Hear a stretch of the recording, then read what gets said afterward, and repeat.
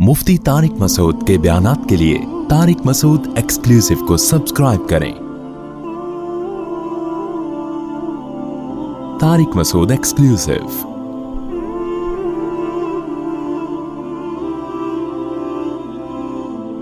नबी सल्लल्लाहु अलैहि वसल्लम ने एक सहाबी को देखा, दरख्त लगा रहे हैं। आपने उन्हें फरमाया कि इस तुम्हारी उम्र हो सकता है इस दरख्त से कम हो, क्या पता फल मिले ना मिले।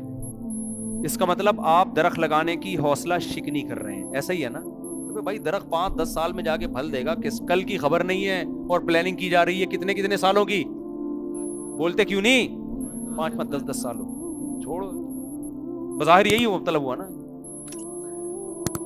दूसरी हदीस बुखारी मुस्लिम की, नबी ने फरमाया जिसने दरख्त लगाया और मर गया, जब तक चरिंद परिंद भी उस दरख्त से खाएंगे इसको कब्र में सवाब मिलेगा। दरख्त तरक्की की अलामत है या नहीं है, एक साइन है या नहीं है।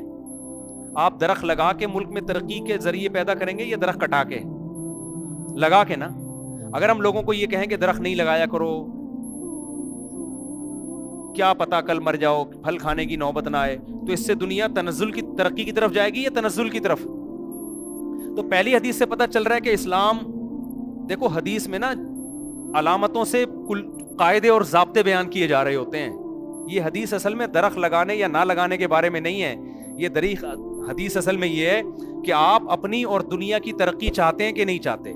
पहली हदीस से पता चल रहा है कि तरक्की नहीं चाहिए, हमें क्या चाहिए, तनज़्ज़ुल। ये दुनिया हरी भरी ना हो, इसमें कोई प्रोडक्ट ही ना हो, बस 2 टाइम का खाना रखो, खा पी के मर के दुनिया से निकल लो, ठीक है ना। दूसरी हदीस हमें तनज़्ज़ुल से तरक्की की तरफ जाने की तरगीब दे रही है। 2 मुतज़ाद हदीसें हो गई कि नहीं हो गई। अबे क्या हो गया, क्यों समझ में नहीं आ रहा भाई। तो इश्काल होता है कि नहीं होता, मुझे ये बताओ। एक ही पैगंबर इधर कह रहे हैं तनज़्ज़ुल की तरफ जाओ, तरक्की से जान छुड़ाओ, उसी वही पैगंबर हमें क्या कह रहे हैं कि तनज़्ज़ुल से किस तरफ जाना है, तरक्की की तरफ जाना है। बात असल में यह है कि जब शुरू में सहाबी दरख्त लगा रहे थे, उनका मकसद सिर्फ ख्वाहिश नफ्स था, इंसानियत की खिदमत, अल्लाह को राजी करने के लिए पेश नजर नहीं थी। कोई अच्छा मकसद सामने नहीं था, सिर्फ इंटरटेनमेंट, समझ रहे हैं। जबकि दूसरी हदीस में जो तरगीब दी जा रही है उसमें तरक्की की तरगीब दी जा रही है। वो तरक्की नहीं जो गोरे के पेश नजर है, वो तरक्की जो इस्लाम बोलो चाहता है। वो तरक्की ये है कि इस दुनिया में आपने तरक्की हासिल करनी है आखिरत के लिए, तो हर वो तरक्की जो आखिरत में तरक्की का जरिया बने, वो तरक्की शरीयत चाहती है। हर वो तरक्की जो आखिरत में तनज़्ज़ुल का जरिया बने, वो तरक्की शरीयत हमसे नहीं चाहती। आपकी सेहत अच्छी हो, आप इबादत ज्यादा करेंगे, आप पैसा ज्यादा कमाएंगे ताकि गरीबों की मदद करेंगे, लोगों के सामने भीख हाथ फैलाने से बाज रहेंगे।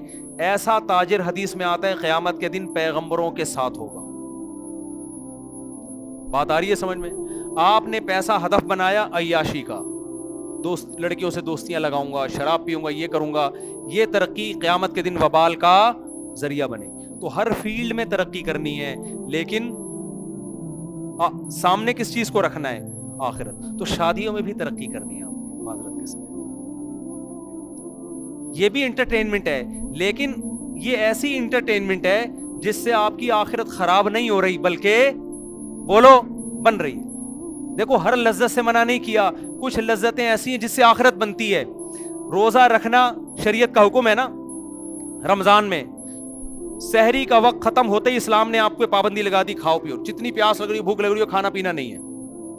क्या ख्याल है, कोई खाएगा, लाइफ को एंजॉय करने की कोशिश करेगा, जहन्नम की आग खरीदेगा वो। लेकिन जहां अजान हुई मगरिब की, आपका दिल चाह रहा होता है पानी पीऊं, आपका दिल चाह रहा होता है पकोड़ों पे टूट पड़ूं, आपका दिल चाह रहा होता है समोसों पे टूट पड़ूं। तो इस्लाम आपको क्या कहता है, ये चाहतों पे कंट्रोल करो। बोलते क्यों नहीं, चुप बैठे हुए, चुप बैठे शादी क्या करोगे यार तुम लोग। फौरन दिल चाहता है ना ये पियो, वो खाओ, ये खाओ। इस्लाम भी क्या कहता है, खाओ। यहां लज्जत को पूरा करना आखिरत में तनज़्ज़ुल का नहीं बल्कि तरक्की का जरिया है। समझते हो, ये ऐसा मजा है جس مزے کو نہ لینے سے اللہ ناراض ہو رہا ہے. تو اسی طرح میرے بھائی یہ خوب سمجھ لو کہ زنا سے اللہ ناراض ہوتا ہے, نکاح ایک ایسی لذت ہے جس سے اللہ خوش ہوتا ہے. سمجھتے ہو نا؟ اگر آپ کا دل چاہتا ہے کسی لڑکی اچھی لگتی ہے, بہت سے لوگ کہتے ہیں کیسی باتیں مفتی صاحب کر رہے ہیں, حالانکہ ان کو بھی لگ رہی ہے, بہت سارے دل میں ان کے کہ یار بالکل ٹھیک کہہ رہے ہیں اپنے بارے میں, ہر آدمی سوچ رہا ہے, تو اس کو نکاح کا پیغام بھیج دو. سمجھتے ہو؟ اس سے کیا کر لو, شادی کر لو. اس بارے میں کسی کی بھی سننے کی ضرورت نہیں, یہ اللہ نے رکھی ہے صلاحیت آپ کے اندر. نکاح کا پیغام بھیجو, کسی کے کہنے سے باز نہ ہو, اس سے شادی کر کے بیوی بنا کے گھر میں رکھو. دوبارہ آپ کا دل چاہتا ہے حقوق اس کے بھی ادا کرو, اگر مزید کے بھی ادا کر سکتے ہو آپ معذرت کے ساتھ یہ کام دوبارہ بولو نا کر لو. جس خدا نے ہمیں پیدا کیا اس کی طرف سے ہمیں کیا ہے, یہ پرمیشن. اس نے اس لیے پرمیشن دی ہے کہ اس کو پتا ہے کہ اگر تم لوگ یہ کام نہیں کرو گے یہ لڑکیاں گھروں میں سڑیں گی, یہ برباد ہو جائیں گی. بیٹی کی پیدائش باپ کے لیے عذاب جان بن جائے گی, جو کہ بن چکی ہے. کیونکہ آپ کلچر سے پوچھتے ہیں, کلچر ایک آنکھ سے دیکھتا ہے. کلچر کیا کرتا ہے, وہ صرف اپنے مفاد دیکھتا ہے, وہ انسانیت کے مفاد نہیں دیکھے. کلچر جہیز کا ہے نا, تو یہ ایک آنکھ ہے کہ نہیں ہے, انسانیت کا مفاد ہے اس جہیز میں. تو کلچر سے نہیں پوچھیں, کلچر آپ کو بیوہ عورت سے شادی نہیں کرنے دے گا. خدا چونکہ اس بیوہ عورت کا بھی خالق ہے, وہ آپ کو نہ صرف اجازت بلکہ ترغیب دے گا. سمجھتے ہو؟ کلچر آپ کو 4 شادیوں کی اجازت نہیں دے گا, چونکہ ان 4 عورتوں کو اللہ نے پیدا کیا. اللہ کو پتا ہے اگر یہ لوگ جو کرنے والے ہیں یہ نہیں کریں گے ان 4 کے رشتوں میں مشکل ہوگی. وہ آپ کو نہ صرف پرمیشن دے رہا ہے بلکہ آپ کو تھپکی بھی دے رہا ہے. وہ کیا کہہ رہا ہے, النکاح من سنتی, پہلا بھی دوسرا بھی, ہر نکاح سنت ہے پیغمبر کی. وہ کہہ رہا ہے مسجد میں کرو. جلدی سے تو بس 1 سیکنڈ لوں گا میں, بات چل پڑی. دیکھو جب دوسری شادی ہو تو شریعت میں حکم ہے مسجد میں کرو. اگر یہ کام برا ہوتا تو شریعت کہتی پہلی شادی مسجد میں ہوگی, دوسری مندر میں ہوگی. دوسری بھی کیا ہونی چاہیے, مسجد. پہلی شادی میں امام پر ہے کہ وہ جو خطیب ہے خطبہ پڑھے. خطبہ عبادت سے پہلے ہوتا ہے, نماز میں ہوتا ہے نا, جمعے کی نماز میں, عید کی نماز میں, استسقاء کی نماز میں. نکاح سے پہلے بھی کیا ہے, خطبہ, تاکہ پتہ چلے یہ مقدس عمل ہے, غلط کام نہیں ہے. دوسری شادی میں بھی خطبہ ہے یا نہیں ہے؟ اگر دوسری شادی برا کام ہوتا, اللہ کہتے پہلی میں تو خطبہ ہوگا, دوسری میں خطبہ نہیں ہوگا, صلواتیں ہوں گی. خطیب کو چاہیے 25-30 گالیاں دے, تو شرم نہیں آتی, تو رہتے چھوٹے چھوٹے بچوں کا خیال کر لیتا, بغیرت, تیری داڑھی ہے, سفید داڑھی ہے, تیری داڑھی نہیں ہے, داڑھی کی سنت تو پوری کی نہیں, شادیوں کی سنت تو پوری کر رہا ہے. تو اس قسم کی صلواتیں 25-30 سنا کے کہتے ہیں ہاں بھائی میں نے تمہارا فلانی کا ڈمکانی کا تم سے کیا, قبول ہے؟ وہ کہتے ہیں ہاں جی, اتنی گالیوں کے بعد مجھے کیا یہ رشتہ قبول ہے. تو دوسری میں بھی کیا ہو رہا ہے, اسی طرح سے خطبہ ہو رہا ہے, مسجد میں ہو رہا ہے, خطبہ ہو رہا ہے. اس کا مطلب اللہ اس کو بھی کیا کر رہا ہے, اپریشیٹ کر رہا ہے. پہلی شادی میں بھی ولیمہ ہے. جو کام غلط ہوتا ہے چوری چھپے کرتا ہے, پبلک کو بتاتا نہیں ہے. چرس پی رہا ہے, پبلک کو بتائے گا آج میں نے چرس پیا, آ جاؤ, یہ سارے لوگ آ جاؤ, آ جاؤ. نکاح ہمیشہ پیغمبروں نے جب بھی نکاح کیا ولیمہ کیا, کھلے عام پبلک کو کھانا کھلایا ہے. بارات اسلام میں نہیں ہے, ولیمہ ہے. تو پہلی شادی میں بھی ولیمہ ہے کہ بھائی اچھا کام کیا ہے, پبلک کو بتاؤ, سب کو جمع کر کے کھانا کھلاؤ, ہے نا. اور حدیث میں آتا ہے ولیمے کی دعوت کو بھی مت ٹھکراؤ. کسی نے شادی کی, تمہیں بلایا, دولہے کو اپریشیٹ کرو, جاؤ ولیمے میں, اپنے عمل سے بتاؤ بھائی خاندانی کام کیا, تبھی تو شرکت کرو دعوت میں. حدیث میں آتا ہے جس نے ولیمے کی دعوت ٹھکرائی اس نے میری نافرمانی کی. کیوں؟ آپ اس کو اپریشیٹ نہیں کر رہے. شادی پہ کھانا نہیں ہے اصل میں, تو یہ اپریشیٹ کرنا ہے. تو پہلی میں بھی ہے ولیمہ, دوسری میں بھی کیا ہے. اس کا مطلب اللہ پہلی پہ اتنا خوش ہو رہے ہیں اتنا ہی دوسری پہ بھی خوش ہو رہے ہیں. اللہ میاں کہہ رہے ہیں بھائی کیا ہے, پبلک کو جمع کر کے کھانا کھلاؤ, لیکن میں نے دولوں کی کانپیں ٹانگتی ہوئی دیکھی ہیں. پہلی پہ تو کھلا رہے ہوتے ہیں, دوسری پہ پھیکی پھیکی مسکراہٹ لے کے چھپتا ہوا 4 آدمیوں کو چھپڑ میں لے جا کے کھلا رہا ہوگا. تو اور بھی بہت کچھ ہے, وقت بہت زیادہ ہو گیا. یہاں بزرگ حضرات بھی بیٹھے ہیں, وہ غصے ہوں گے یار کیسی ہماری جوانی میں یہ باتیں کرتے, اب کیا کر. ایک بوڑھا مجھ سے ملا, کہنے لگا یار مجھے اس کا افسوس نہیں ہے کہ میں نے دوسری نہیں کی, مجھے اس کا افسوس ہے کہ آپ جیسا مجھے جوانی میں کیوں نہیں ملا. کہہ رہے ہیں یا تو اب بھی نہ ملتا نا, حسرت لیے بغیر دنیا سے چلا جاتا, اب کیوں ملے. دیکھو لوگ اس کو انٹرٹینمنٹ کا ذریعہ بنتے ہیں. بیوہ طلاق یافتہ عورتوں کی بھرمار ہے معاشرے میں, کوئی شادی دفتر کھول کے بیٹھا, اس سے جا کے پوچھو مسائل لڑکوں کے ساتھ نہیں ہیں, مسائل کس کے ساتھ ہیں؟ لڑکیوں کے ساتھ ہیں. بیٹے پرابلم نہیں بنتے, بیٹیاں پرابلم بنتی ہیں. رشتے ہی نہیں ہے مارکیٹ میں, تو جو ہیں ان کو چاہیے کہ ایک کے بجائے 2-4 کا بوجھ اٹھا لیں وہ. اور یہ انٹرٹینمنٹ ایسی ہے جس سے اللہ ناراض بالکل بھی نہیں ہوگا, کیونکہ اللہ نے مرد اور عورت کو ایک دوسرے سے دور رہنے کے لیے پیدا نہیں کیا ہے, مرد اور عورت کو ایک دوسرے کے لیے پیدا کیا ہے. اور حدیث میں نکاح کی ترغیب ہے, فرمایا لا تکونوا کرہبان النصارى تزوجوا, عیسائیوں کے پادریوں کی طرح نہ بنو. پادری کہتے ہیں اللہ اللہ کریں گے بس بیٹھ گئے, فرمایا نہیں, کثرت سے نکاح کرو, اولاد کثرت سے بڑھاؤ. یہ اولاد بڑھاپے میں آپ کے کام آئے گی, یہ خاندان آباد کرے گی آپ کا, رزق دے گا وہ اللہ. ناروے کا ویزا ریجیکٹ نہیں ہوگا, سمجھ رہے ہیں؟ تو آپ جو نوجوان ہیں, میں ان سے کہتا ہوں اللہ کا واسطہ انٹرنیٹ پر بیہودہ فلمیں دیکھنا چھوڑ دو, لڑکیوں سے دوستیاں لگانا چھوڑ دو. اللہ نے آپ کو حلال کا آپشن دیا ہے. لوگ کہتے ہیں میرے ابا نہیں مانتے, تو فحش فلمیں دیکھنے سے پہلے ابا سے پوچھ کے دیکھتے ہو کیا؟ یونیورسٹیوں میں لڑکیوں سے جو فرینڈ شپ کرتے ہو ابا سے پوچھ کے کرتے ہو؟ جب حرام میں ابا سے نہیں پوچھ رہے تو حلال میں بھی معذرت کے ساتھ بہت سارے ابا یہاں بیٹھے ہوئے ہیں, لیکن ابا کو چاہیے, اب باپ بنے نا, وہ خود اپنے بیٹے کو کہے بیٹا تو کما رہا ہے, تیری آمدنی کر لے یار. اور ابا کو بتایا کرو ابا اگر آپ مجھے شادی سے روکو گے تو جیسے آپ کے ابا اگر آپ کو شادی سے روکتے تو آپ میرے ابا نہیں بنتے, تو اللہ کا واسطہ مجھے بھی کسی اور کا ابا بننے سے نہ روکے. سمجھ رہے ہو نا؟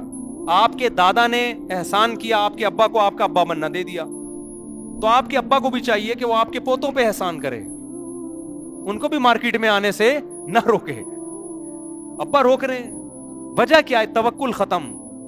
ابا کہہ رہے ہیں میرا بیٹا کما کے مجھے پیسے دے, بس اس کو اس کی فکر ہے. ابا کو بڑا دل کرو یار, اللہ رزاق ہے, ماں کی چھاتیوں میں دودھ اللہ پیدا کر رہا ہے, جو اتنے کمالات دکھا سکتا ہے, اس کے حکم کو پورا کرو گے, وہ رزق کے دروازے کیوں نہیں کھولے گا تمہارے لیے؟ ایک بہو گھر میں آ جائے گی, 2 روٹی زیادہ پک جائے گی, کیا ہو جائے گا یار؟ کسی کی بیٹی کو کھلاؤ, دوسرے تمہاری بیٹیوں کو کھلائیں گے. اپنی بیٹیوں کے رشتوں کے لیے کشکول لے کے داماد تلاش کر رہے ہیں, اپنے بیٹوں کو کسی کی بیٹی سے شادی نہیں کرنے دیتے.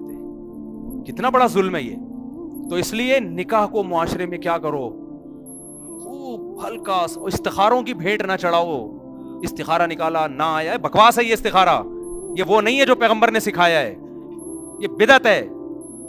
ہمارے پیغمبر نے استخارہ نکال کے کتنی عورتوں کو ریجیکٹ کیا بھائی؟ کوئی بتاؤ. آپ کہہ سکتے ہو وہ تو وہی آتی تھی, کسی صحابی کا بتا دو استخارہ نکالا نہیں آیا تو نو کر دیا. نکلتا ہی نہیں استخارے میں کچھ, ایک تو شادی نہیں ہو رہی, اوپر سے استخارہ نکال دیا تو نہیں آیا. یہ آپ کا ہی کچھ بھی نہیں نکلتا. استخارہ دعا ہے, دعا میں اللہ جو بہتر ہے مقدر کر دے, بہتر نہیں ہے تو میرے دماغ کو ہٹا دے, مقدر نہ کر. کرنا وہی ہے جو کھوپڑی میں آ رہا ہے. اچھا رشتہ ہے تو استخارے میں نہ آئے ہاں کرنا ہے پھر بھی, کیونکہ وہ جو نہ اور ہاں آ رہا ہے وہ خدا کی طرف سے نہیں ہے, وہ آپ کے اپنے دماغ کا فطور ہے. اللہ نے کہیں بھی نہیں کہا کہ استخارے کی دعا مانگو گے تو خواب دکھاؤں گا میں تمہیں, یہ سگنل دوں گا, کہیں بھی نہیں کہا اللہ نے. یہ آپ نے بنایا ہوا ہے, یہ آپ کا استخارہ. تو یہ فضول قسم کا استخارہ ہے جو آج کل مارکیٹ میں چل رہا ہے, اس کی کوئی حیثیت نہیں ہے. اچھا رشتہ آ گیا ہاں کرنا ہے, اچھا رشتہ نہیں ہے تو کیا کرنا ہے؟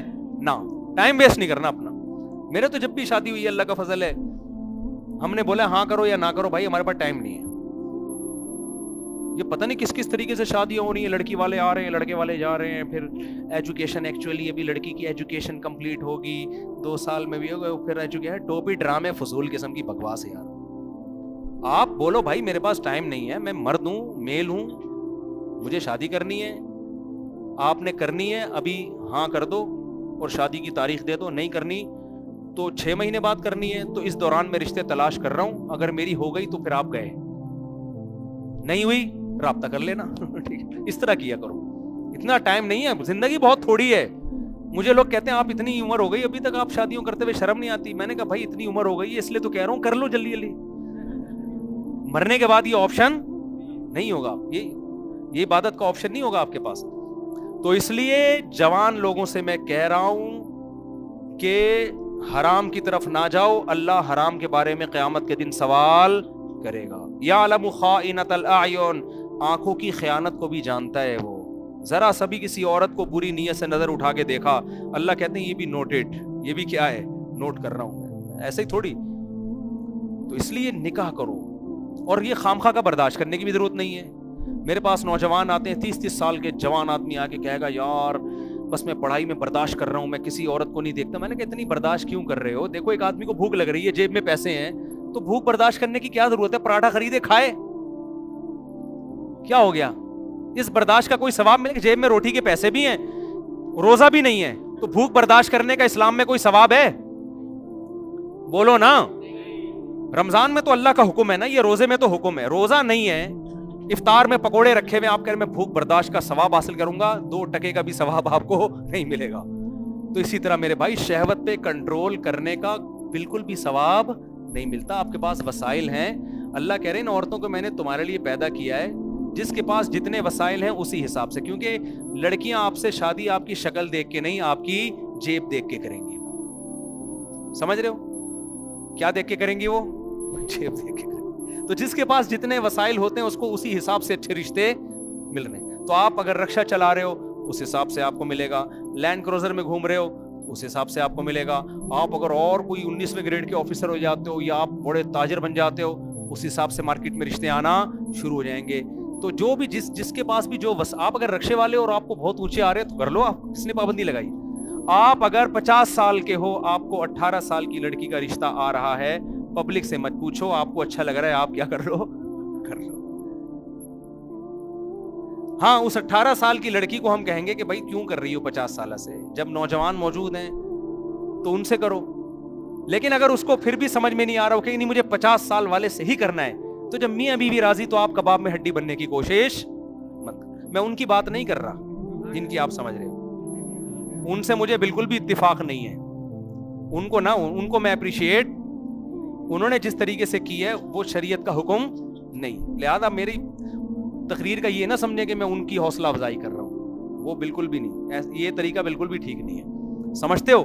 میں تو آپ کو بتا رہا ہوں کہ آپ کو جو ملے اچھا لگے. اس سے بیوہ مل رہی ہے, نبی نے پہلی شادی بیوہ سے کی, آپ کو آج ایک آدمی, کل ایک شخص نکاح کے لیے آ رہا تھا, بیوہ لڑکی سے شادی کر رہا ہے, جوان لڑکا ہے. میں نے کہا کر لو یار, آپ کو اچھی لگ رہی ہے تو آپ کر لو بیوہ سے, بچے بھی رکھ رہا ہے اس کے, کہہ رہا ہے ٹھیک ہے بھائی. لیکن معاشرے نے بڑی پخیں لگائی ہوئی ہیں میرے بھائی, معاشرہ آپ کو تمیز سے زندگی نہیں گزارنے دے گا. تو معاشرے کے حقوق اللہ کی وجہ سے ادا کرو.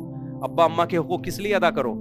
ابا سے بولو ابا اللہ نے حکم دیا ہے کہ آپ کی آواز سے میں اپنی آواز اونچی نہ کروں, اللہ کی وجہ سے اب میں آپ کی آواز سے اپنی آواز اونچی نہیں کروں. اللہ نے حکم دیا ہے اماں کہ اے اماں میرے رب نے حکم دیا میں اپنی آواز آپ کی آواز سے اونچی نہ کروں, بیماری میں آپ کا خیال کروں, یہ سارے حقوق میں آپ کے ادا کروں گا.